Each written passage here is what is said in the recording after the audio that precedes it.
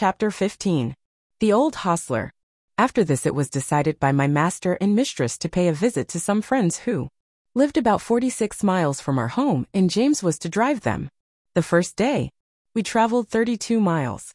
There were some long, heavy hills, but James drove so carefully and thoughtfully that we were not at all harassed. He never forgot to put on the brake as we went downhill, nor to take it off at the right place. He kept our feet on the smoothest part of the road, and if the uphill was very long, he set the carriage wheels a little across the road so as not to run back, and gave us a breathing. All these little things help a horse very much, particularly if he gets kind words into the bargain. We stopped once or twice on the road, and just as the sun was going down we reached the town where we were to spend the night. We stopped at the principal hotel, which was in the marketplace. It was a very large one. We drove under an archway into a long yard, at the further end of which were the stables and coach houses. 2 hostlers came to take us out. The head hostler was a pleasant, active little man with a crooked leg and a yellow striped waistcoat. I never saw a man unbuckle harness so quickly as he did, and with a pat and a good word he led me to a long stable with 6 or 8 stalls in it and 2 or 3 horses. The other man brought ginger. James stood by while we were rubbed down and cleaned. I never was cleaned so lightly and quickly as by that little old man. When he had done, James stepped up and felt me over as if he thought I could not be thoroughly done, but he found my coat as clean and smooth as silk.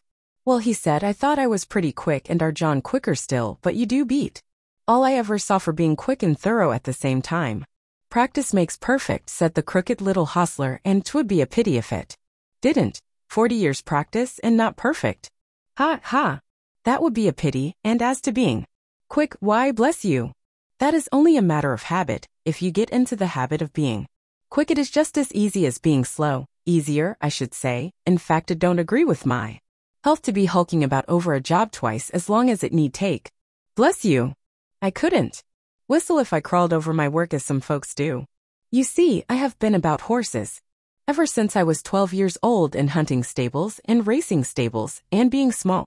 You see, I was jockey for several years, but at the Goodwood, you see, the turf was very slippery and my poor Larkspur got a fall and I broke my knee, and so of course I was of no more use there. But I could not live without horses, of course I couldn't, so I took to the hotels. And I can tell ye it is a downright pleasure to handle an animal like this, well-bred, well-mannered, well-cared for. Bless ye, I can tell how a horse is treated. Give me the handling of a horse for 20 minutes, and I'll tell you what sort of a groom he has had.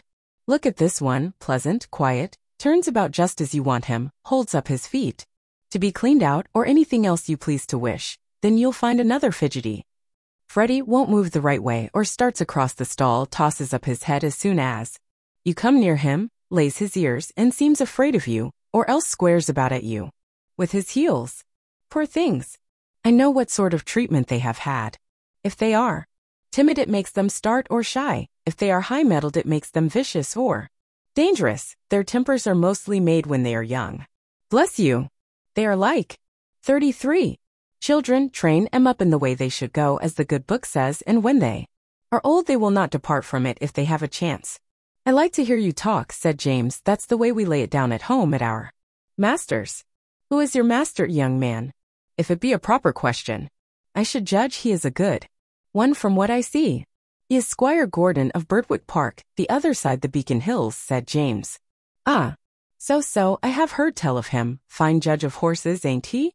The best rider in the county.